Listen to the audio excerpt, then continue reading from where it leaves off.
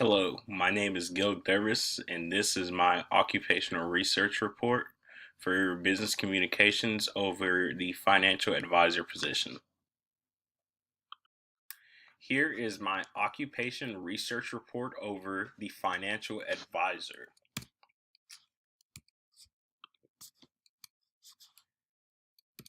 Education wise, you will need a bachelor's degree from an accredited university. It doesn't really matter what field you choose in your 4 year studies, but you'll probably have a better chance to get the job if it is business related. But there are financial advisors out there who did not pursue a business related degree in their undergraduate studies. Now, post undergraduate studies, you can you actually need to go and get licensed to be able to sell bonds and stocks, and those those licensings involve sitting for exams and studying exams, and the exams are actually very rigorous, so they're not something that you can just flip through a textbook and pass the exam. So you actually need to put the time and effort into passing those exams. Now, the CFP is stands for the Certified Financial Planner. It's a designation that basically lets your clientele know that you're very good at your job and you know what you're doing. A the CFP was created by a board, and it's a pretty strong accreditation for a financial advisor. To sit for the CFP, you need 3 years of experience in financial services before you can even think about studying to take the test. And once you get to the actual test, it's multiple parts. So you have to study to pass one part, and then after you pass the first part, you need to go past the second part, and so on and so forth until you're able to get your CFP designation. If you fail a part of the exam, you have to pass it before you're able to get your designation. Skill wise, a financial advisor needs to be an excellent communicator.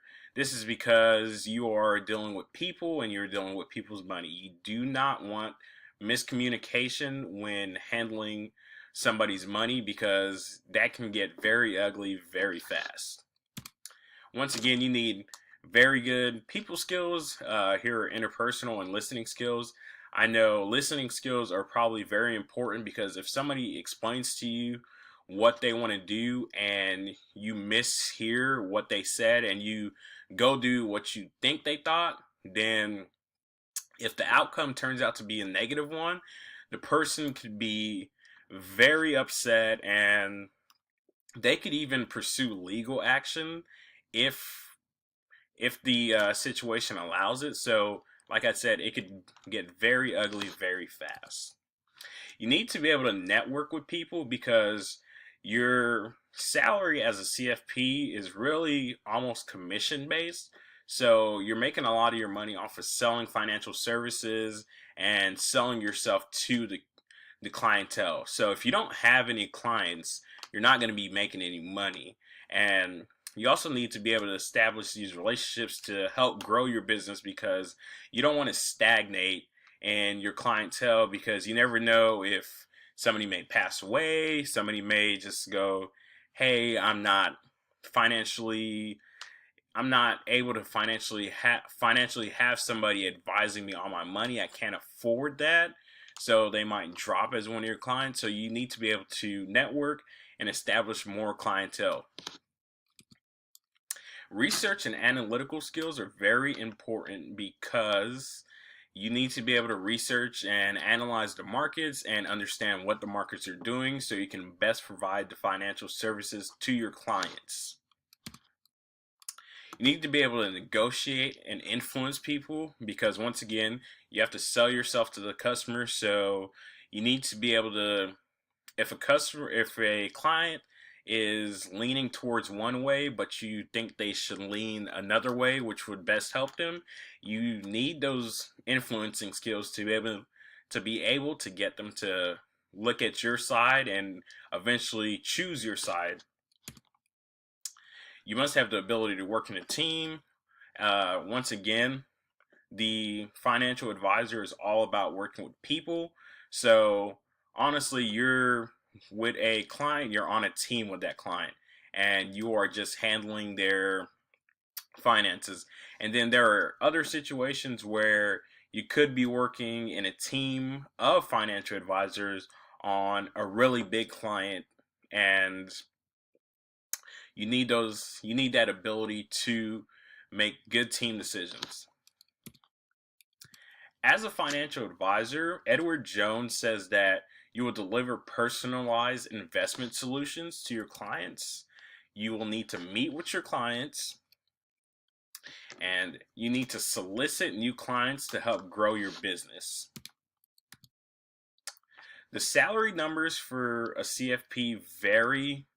You can range from making right around 39,000 to upwards of 119,000. This is also based on pay scale. There are some other websites that say you can make very different amounts. Here we see the salary range is the range is pretty big. So is the bonus range, and same thing with profit share and even the commission range. Employment projections, according to the Bureau of Labor Statistics, is actually 15% job growth in the next 9 years it is now, which is double the average, which is 7%. Key market factors that are influencing the financial advisors are regulation. So with Dodd-Frank during the Obama administration, you've got a lot of new regulations being put into effect that financial advisors have to be up on, and they have to understand how to work with these regulations and comply with these regulations. There's also a complex landscape in the financial market now, just because there was once a time where someone's retirement was completely handled by their employer, but now we're in a situation where we're funding our retirements through our 401ks. So a financial advisor must help their client best fund their retirement, and if they have a spouse, they have to think about how their spouse is going to affect their retirement too. And you have to look at whether the person wants kids and if they're going to fund their kids' college one day. Technology automation is also a problem too, or a big market factor, because a lot of things that financial advisors are doing are getting automated, and they're being offered cheaper by automation servers. And that was my occupation research report over the financial advisor.